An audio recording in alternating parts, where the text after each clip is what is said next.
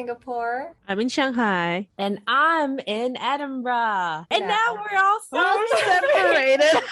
So what a better day to talk about loneliness than today, where we are all around the world. I think after graduation and starting work, it's a different type of people you meet, and the relationships that you develop. So today we'll be talking about a common emotion everyone at least once in their life has had, the emotion of loneliness. Are we alone or are we lonely? Do I lack love or just attention from people? Here are some of the questions we'll be discussing throughout the episode, so let the discussion begin.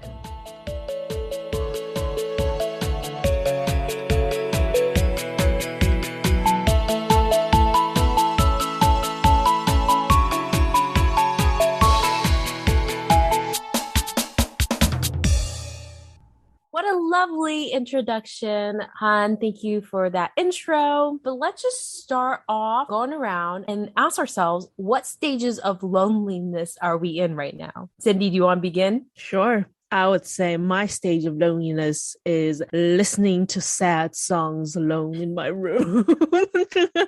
That's very lonely.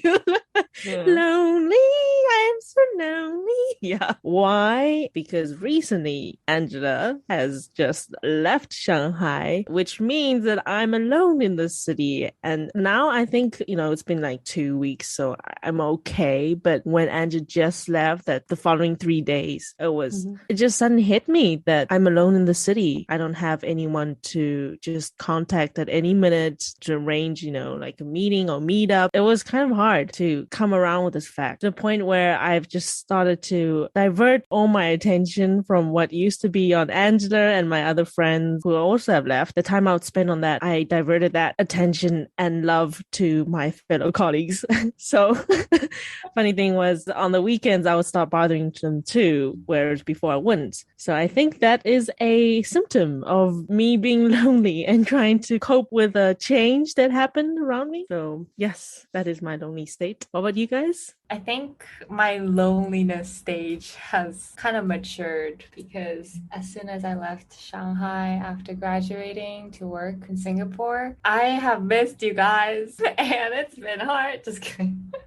But I've adjusted to it and I'm kind of enjoying my alone time these days. So I'm at the mature stage where it's kind of fun to be alone and out here just riding solo, and it's kind of a time for me to see what I like and what I enjoy instead of relying that from other people. So it's been free, and to be honest, I have a friend here, so it's not like I'm alone in Singapore. So it's like a nice mix of having a friend and being experimental with yourself. So Angela? I feel like you guys are the perfect end of the spectrum for me. So you have Cindy who's lonely, and then you have Han who's yeah, I'm content with loneliness at this point in my life. And then I'm just in the middle of yes, I'm traveling. I'm already outside of China. I'm seeing a lot of people without masks. I have more freedom, but to do this all by yourself feels extremely lonely for an extroverted person like me.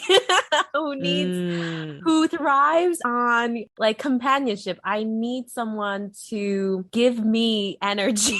I can give an outlet for my energy, and to contain everything by myself, it feels extremely deprecating. But anyway, when I was traveling to Vienna and Budapest, and all the foods that I want to eat, all the restaurants that I want to go to, not only do I have to see other people in pairs of 2 in these restaurants, but I can only try one food. And even if, let's say, I tried delicious, and it's very sad, but let's say I tried a delicious food, right? I wanted to tell somebody about it. I want to be damn, this food is delicious, but I have nobody to tell to. So it just feels extremely lonely. And let's say I'm walking, right? I'm seeing these beautiful architectural buildings. I'm whoa, that's some beautiful buildings. I can only say it to myself. There's nobody to share this moment with. So yeah, extremely lonely at that end. Actually, coming here, I'm in Edinburgh right now, and I'm at a homestay, and luckily my homestay auntie, she's very talkative as well, so I don't feel as lonely as before because I have someone to talk to. But during my solo trip, Budapest and Vienna, because I was all by myself, I just felt extremely lonely, missing guys. I just wish that some point in our lives we can just, and soon we can meet in one destination and then live there together. It's Angela's dream of moving to Korea, bring everyone. Well, it doesn't have to be Korea. It can be New York. Even though right now I hate New York, but like if you guys are there, I will go there. We'll make it fun for you. Yeah. And now being separated, I think part of us just feel like, it doesn't really matter where we are, just as long as we're all together. It's like you find home in people, if you can say. And that's, I think that is something, I mean, I feel like we always knew a part of this in our heart, but now that suddenly things change around us, it's like you're trying to navigate this new change and then you realize, oh my God, it's so lonely.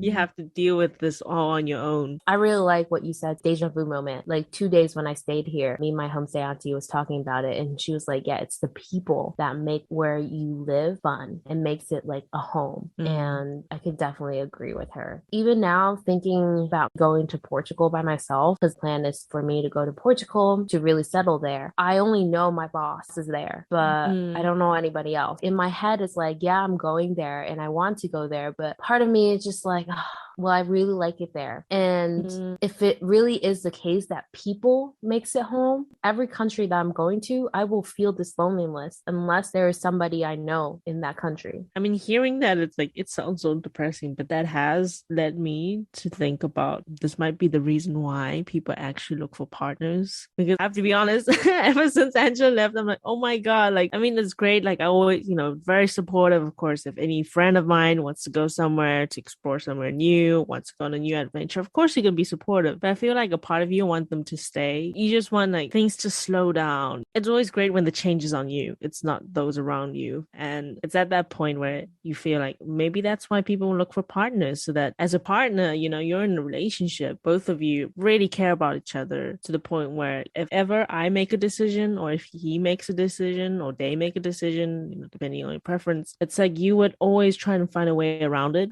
and that's something I don't think at least I wouldn't force a friend to have to make that kind of decision, like change your life decisions based on my decision. Like I wouldn't force that on that. But with a partner, maybe that's different. And at least during this time, that's what I feel from being lonely. And now I'm like, come find me, partner, please. I need you. I want you to appear. I've had enough of people making their own decisions. I also want somebody else to like adapt their life choices around my decisions. That'd be great. But basically, like, in this loneliness, you see why people want these relationships, why people get married and all that. I definitely agree with your point, Cindy, because I have a friend who is getting out of her relationship, not soon, but like she currently lives with her ex-boyfriend and their lease ends at the end of next month. And we were talking about how been living with her now current ex-boyfriend for a year now. When the lease ends, they will need to go their own separate ways. Imagine being with someone 24/7 for a year and to suddenly go, like to be by yourself. It's a complete different change. And what she was telling me is that I won't have anybody to be like, oh, what do you want for dinner?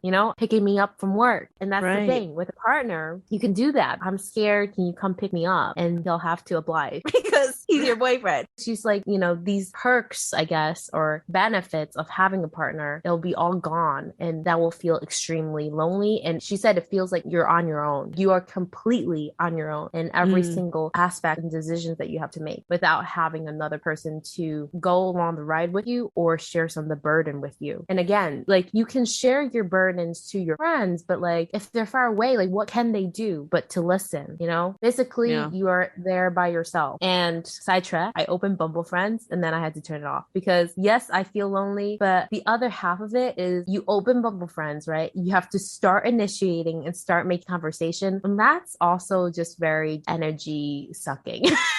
Right. Yeah, that was also another thing I was gonna point out. Like, at least, with a partner or in a relationship, that person is with you, well, in theory, for life.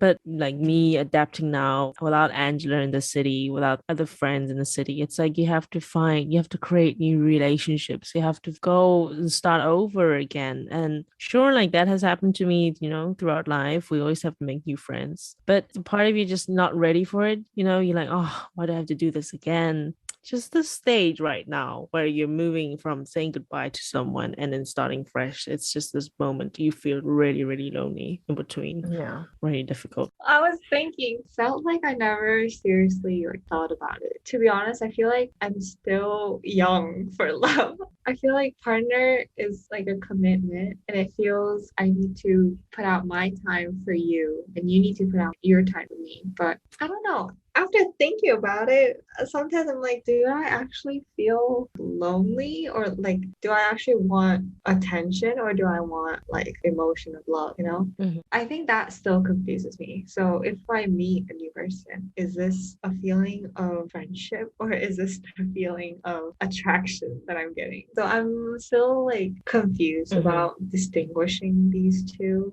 For me, like partner, like Angela said as well, it's just another social network that I have to do and it costs energy. And I have to go through that to get a partner. So it's like this loop of starting over again. I'm seeing if I like them, seeing if they like me. I don't know. I think it's a hassle, but I sometimes do crave it. Like I sometimes do feel like, oh, what if I had someone right next to me and I could just call? That'd be nice. I'm really not sure. I'm still confused about this feeling of love. Well, I have to say, it is much more dangerous to be lonely and looking for a partner or searching for love because that is more likely going to be attention. But, surprisingly, Angela and I had a conversation and we thought, who is going to be more likely to get married first? And both of us actually picked you. Wow. Yeah. Well, the thing is, my conclusion to this was all based on various factors, you know? Oh, let's hear Like them. the factors are one, Han goes to church. She has a community, which means she gets to meet a lot of people every Sunday. Second, she also goes to Bible group studies. So that also, you might meet new people, well, new members. Because I've been to Bible studies before in New York, and I really felt like if I had gone more, if it wasn't for COVID, I would have gotten to know more of the members in the Bible study group. And that could have built some guys in there, like that could have built into genuine relationship. Who knows? Also, Ha has a friend there. Her friend goes to university. Her friend could make a lot of other friends and then could be like, Han, do you want to join this event at my university or this like party that one of my university friends is hosting? Do you want to come? So she has various opportunities. It's a matter of like if she takes it or if she just needs to reach out for an opportunity. It's just kind of like fishes. I imagine like imagine she has so many choices. Like she's going to a buffet. You have so many cuisines and she's able to like choose. Whereas me, there's no buffet. I go to a buffet and there's like empty plates, empty dishes. And I just have to wait for a cook to show up.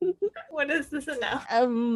Bring it back. Basically, you believe that Han has more exposure to opportunities to meet with someone new and meet with a potential guy who's gonna like her. Thank you, Cindy, for simplifying it. That's basically where my brain was going.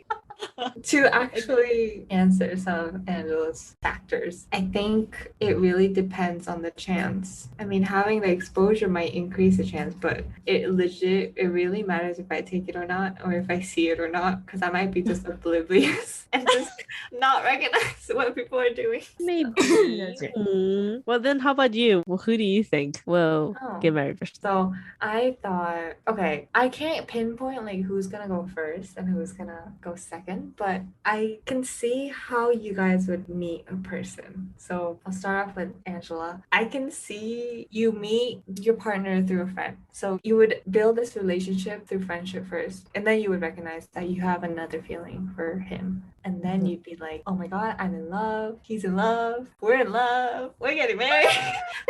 That'll be the best. The best way to approach Angela is friendship, guys. I agree. But the thing is, like, if you're a guy, because I'm really shy with guys. If I find you attractive, I'm really shy. And you can tell I'm shy because my face will turn into a red tomato. So I'm just really counting on you guys going out and making guy friends for me. And then be like, hey, I have a friend who's single. And I think you guys would really click. I'll be the best wing woman for you. Yes, you're my wing womans. Wing womans. Okay. How lucky you have two people. Wow. Right. So moving on to Cindy. Cindy, I feel like I would see you as someone who actually have the highest chance of someone approaching you for like because they know that they're in love with you. If that makes sense. Oh. I don't know, maybe it's because you're an open person to talk. So like I know even in university, okay, from my point of view, like you were easy to talk to. So I feel like no one would have difficulties approaching you. So as soon as someone kind of knows that they have a feeling for you, I feel like they would just run up to you and be like, "Hey, want to grab lunch or something?" So it wouldn't be like a build-up of friendship like Angela. It'd be more of like spontaneous, like, "Oh, this girl's kind of interesting. Let's grab lunch together," and then find out that, oh wow, she's, and then develop a love, and then you guys love each other, and then you get I'm married. sorry. When you say like the blah blah, but it's like potion. Or Khan's allergic to love. The word love. Oh, Yeah. but yeah, I mean that'd be great. Come on, come in. Wait, More find people her, come guys. come Find talk her. to me. I'm very approachable. And then I'll be like, huh? Oh, sure. And don't even know what's going on until we're like there eating food. I'm like, oh, I get it. Yeah, that's one thing for Cindy. I feel like you won't know that you're in love. So I feel like someone, like a friend near you, would have to say, "Oh, you're meeting up with that person a lot. Do you actually like him?" And then you would kind of reconsider your feelings, and you'd be like, "Oh, dang, I do like him." Maybe So I feel I like do. someone needs to kind of initiate that. That's my thoughts. My question is because for me, I need the other person to initiate first. Mm. So for you guys, if you know you like somebody, would you initiate or you wait for the other person to come to you first? So I always thought I would be someone who would not say anything, just wait for them to initiate. But then high school taught me something different. I had this one classmate who kept asking me for prom. And at first I was like, oh, first guy who ever asked me, of course I'm gonna say yes because it's a respect. But then like in the last year, the most important prom, like he asked me again, but I really don't like him, like I liked someone else. And at that moment, like critical moment, somehow I had the courage to actually ask that person, would you go to prom with me? So I think that just taught me like, oh, I'm someone who's able to take the initiative when I really, really feel that I like this person. I need to tell them because then I'm gonna like lose out for myself, if that makes sense. I don't like that feeling. Like I don't want to regret. So yeah, I think I will confess, even though it's really embarrassing. It's gonna be really hard. It's gonna take me months, maybe. It's not gonna be that easy, but I know I will eventually do it, like before it's too late. Well, what I feel is too late. I guess for me, I feel like I've never actually met a person that I was passionate about to go up to them. I know this might sound sad, but I think I'm okay with being in love with someone from afar. I don't know. It's kind of like I could initiate and I could be like showing my interest, but at the end, if it doesn't work out, I feel like I'm okay with just watching them find their own love and being satisfied. Just the fact that he found someone. No, second Oh. lead syndrome. Don't do Yeah, that. you have the second lead syndrome. We all have the main lead, Cindy and I. But it's like, I'm okay. So No, I never thought about confessing someone. I don't think I've ever felt passionately about someone, but I consider if I come across someone that I really like. I guess a part of like not confessing is also being scared. You might have a fear that this might scare them, scare them away to like leave you, or that kind of relationship, that friendship you had would just disappear because of the awkwardness. So probably it's that afterwards you might have that feeling of the emptiness of someone leaving. Yeah, loneliness will be even more extreme. Maybe that's why all three of us have not yet just began this journey because of the That's fact true. that That's true. Because I mean, if we really cared about finding a partner, we would have actually downloaded like dating apps and made that attempt to go out and meet. But until now, like this is all what we feel we're gonna do. But have we really taken initiative on this? Not yet. yeah, And I no. guess that's part of it, that fear and making yourself feel more lonely than you already are. Yeah, exactly. All by myself.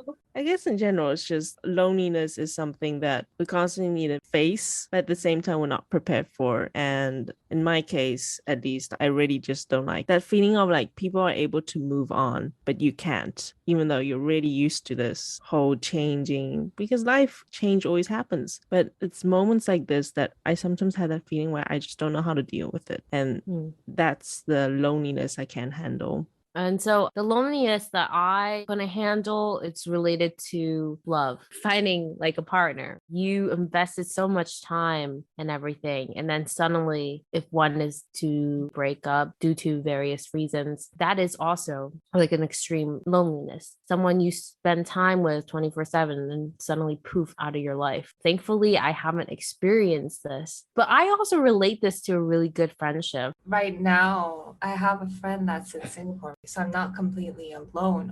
So I feel the importance of that person being in the same country, at least being there where I can just contact whenever I want and they can just answer me. Also for me, like when I left Shanghai after graduating, I felt like everyone was feeling this, oh, let's move on kind of vibe and kind of expecting to be lonely or be alone for a while since we're moving out and we're moving to a new environment. So I felt like I'm not alone in feeling lonely. So I think that was a better transition for me and having a friend here go through that transition with me. And to be honest, I think time heals. Whenever you are alone or you feel lonely, as time goes by, you do meet people, you do build relationships, and it will heal you and you will find people that you can connect with. I definitely need to take that advice for Han. Because, like, Cindy mentioned about emptiness of someone leaving, but let me flip it around and be like the emptiness as the leaver, me.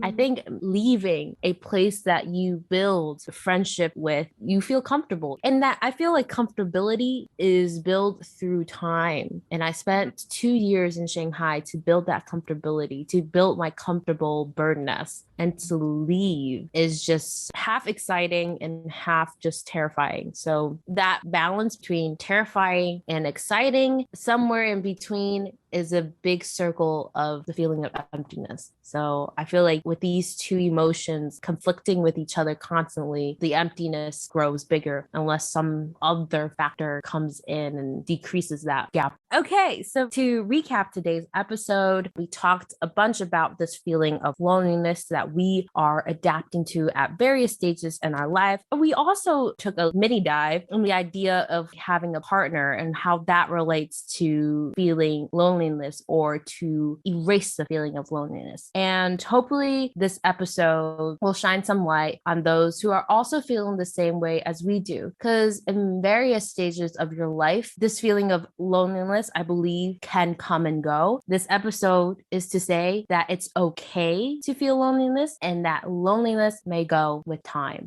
Thank you guys for tuning in today's episode all by myself. Get it? We kept it simple, efficient, and straight to the point. And if you haven't, please subscribe, like, and leave a rating for Banana Corn and recommend this to all your family and friends. And follow us on Instagram, Banana Corn BD, and come back and join us on our next episode. This is us. Bye. Bye.